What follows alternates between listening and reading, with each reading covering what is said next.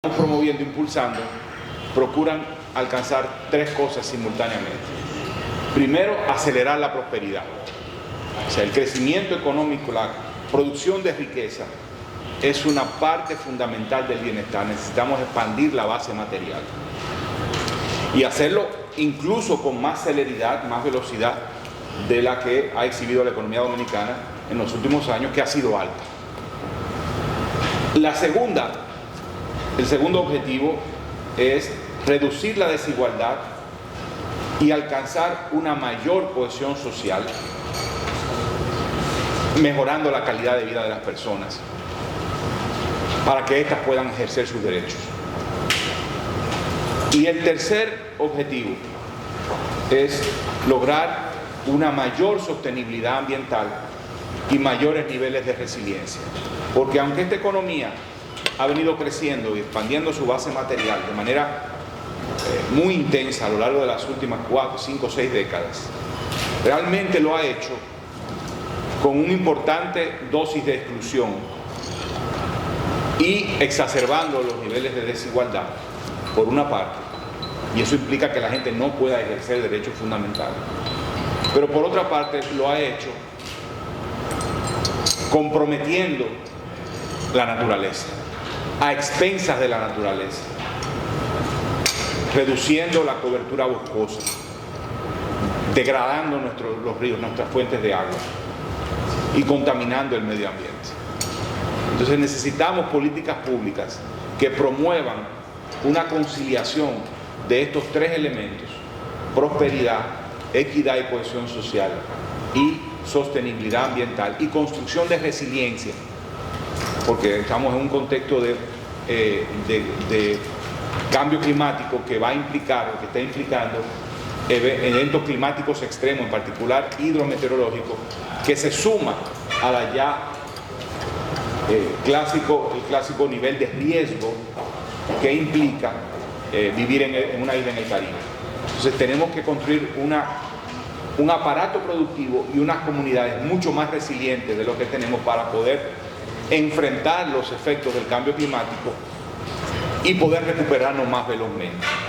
Entonces tenemos que cumplir esos tres objetivos: prosperidad, equidad y cohesión social, y más sostenibilidad y mayor resiliencia, profundizando y fortaleciendo la democracia. Porque lo que tenemos en este momento es unos niveles de desigualdad y una negación del ejercicio de los derechos a las personas que está poniendo en tensión a la democracia.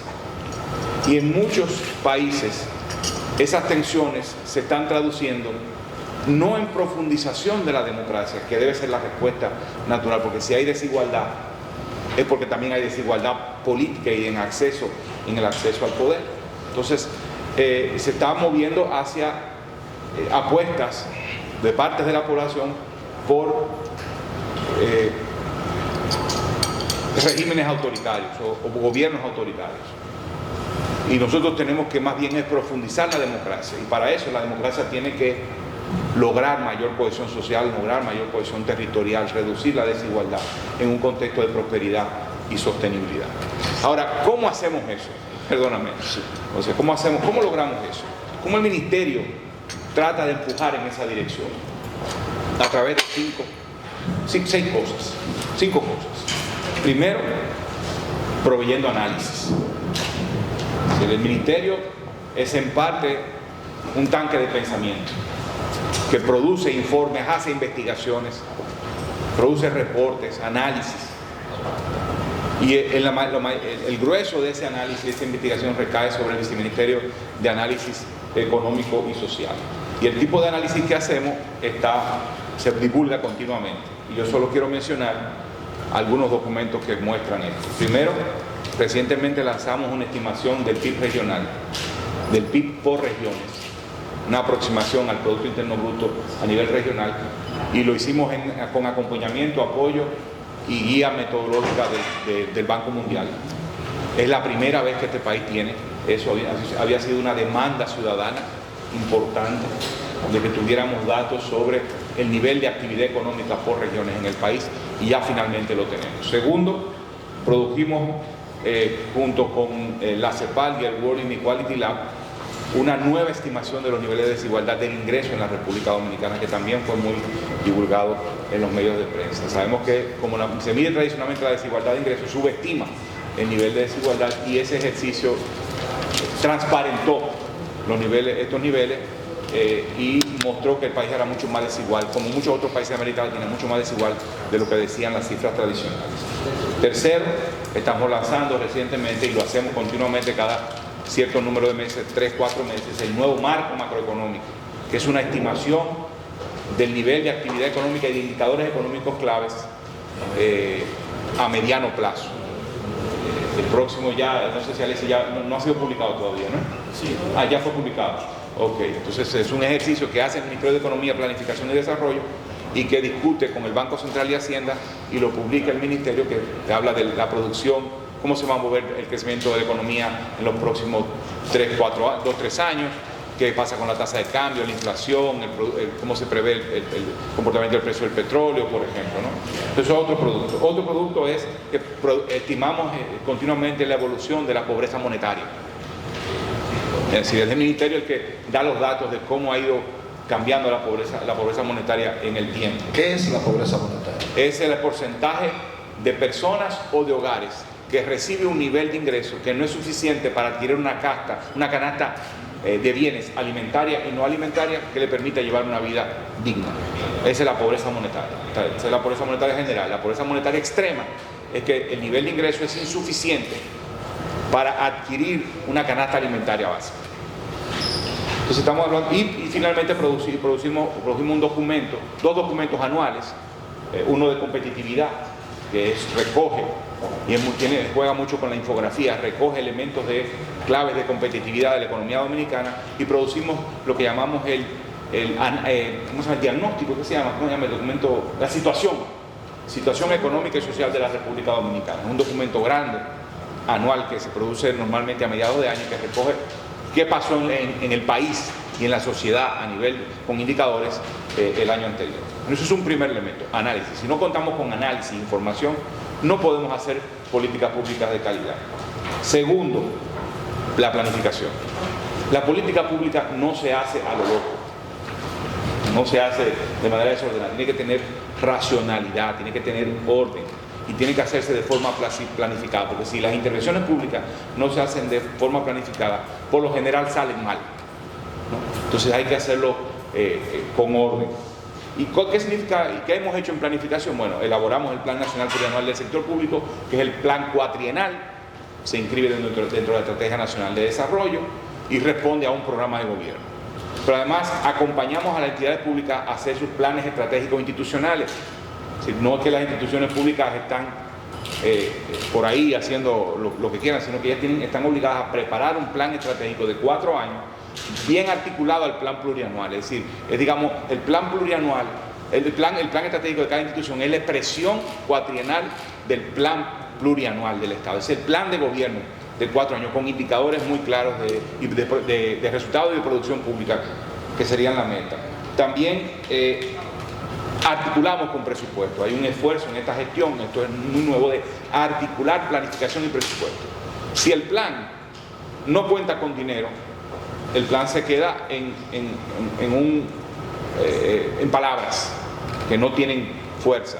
Pero al mismo tiempo, si el dinero no tiene un plan detrás, la calidad del gasto público queda comprometida. Entonces estamos haciendo un esfuerzo grande por articular estos 2 elementos de tal manera que el dinero, el gasto, responda a la planificación. La planificación no es una camisa de fuerza, tiene que ser flexible, adaptarse a las circunstancias, en particular ahora, COVID, commodities, precios de los commodities muy volátiles y elevados. Entonces hemos tenido que adaptarnos, pero tiene que haber un plan, una hoja de ruta que también otorgue cierto nivel de flexibilidad. También alineamos la inversión pública con la planificación. Sí, no puede ser que tiene que ser el plan nacional de acción del sector público, tiene que tener un componente de inversión pública que responda a esos objetivos del plan plurianual. Y en este momento la robustez de la planificación en el Estado Dominicano está a un nivel nunca antes visto.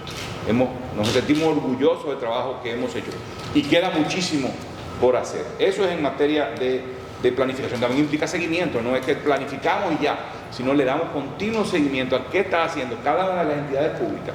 Tenemos un tablero de control, le damos seguimiento, si están gastando en lo que dice el plan, y cuánto están gastando, cómo van y qué están produciendo, cuál es su producción pública, ¿no? Para ver si nos estamos quedando y si estamos logrando los resultados que queremos socialmente deseables, qué sé yo, mortalidad materna o cualquier otro indicador que querramos. Luego, bueno, ese es el segundo elemento, planificación. El tercer elemento, promovemos el desarrollo territorial. Es decir, la idea es territorializar las políticas públicas y impulsar el ordenamiento territorial. La gente vive en sitios concretos, en territorio concreto, y la política pública tiene que tener una expresión territorial. No puede quedarse en el agregado nacional.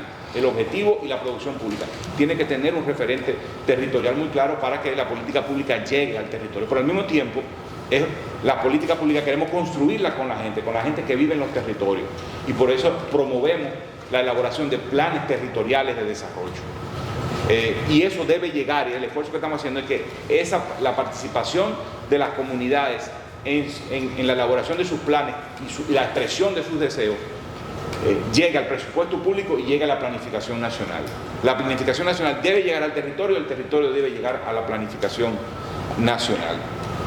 El otro tema relacionado con territorio, ordenamiento territorial.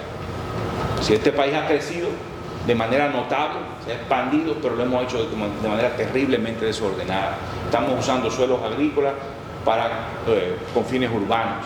Estamos utilizando territorios que debe ser protegido, área protegida o que tiene que tener un tratamiento particular como la ribera de los ríos para construir asentamientos humanos. Los asentamientos humanos se construyen de forma desordenada, no hay suficientemente robusta planificación urbana. Eso tenemos que cambiarlo.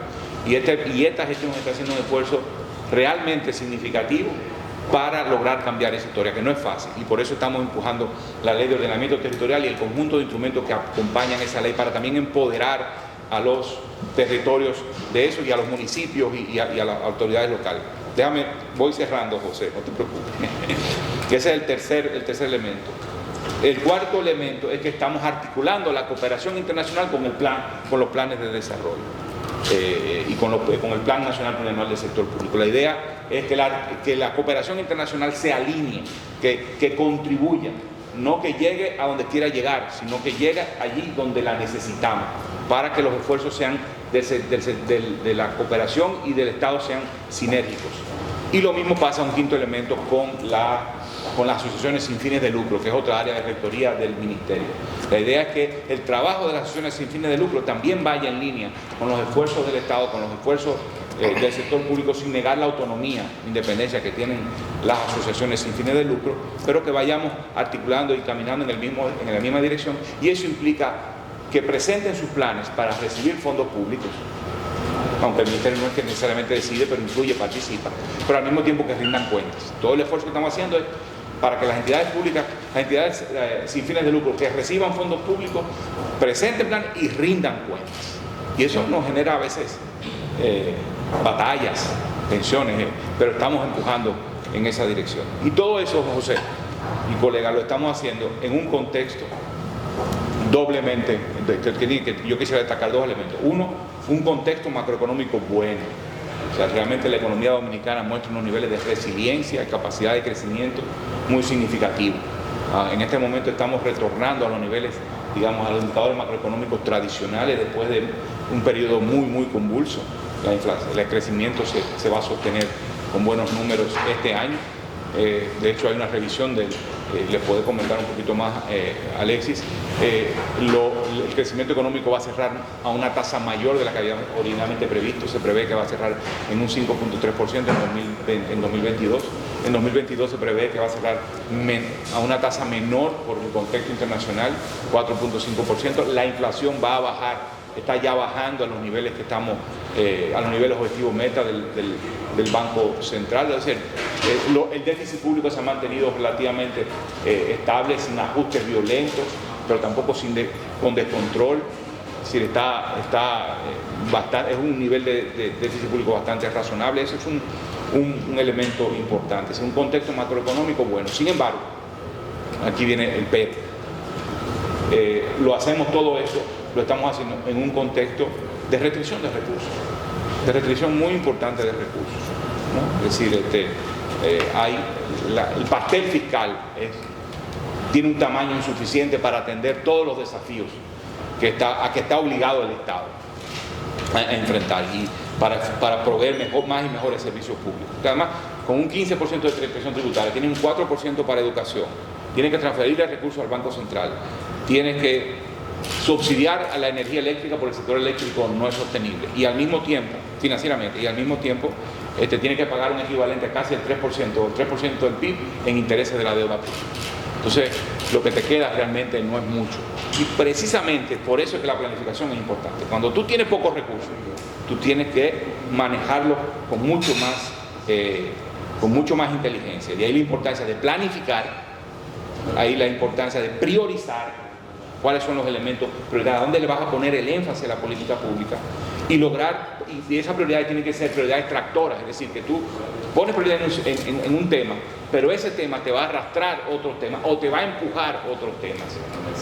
Y luego lograr sinergias, ¿no? De que esas prioridades logren sinergias, impactar en otras políticas y sinergias también institucionales, articulación institucional.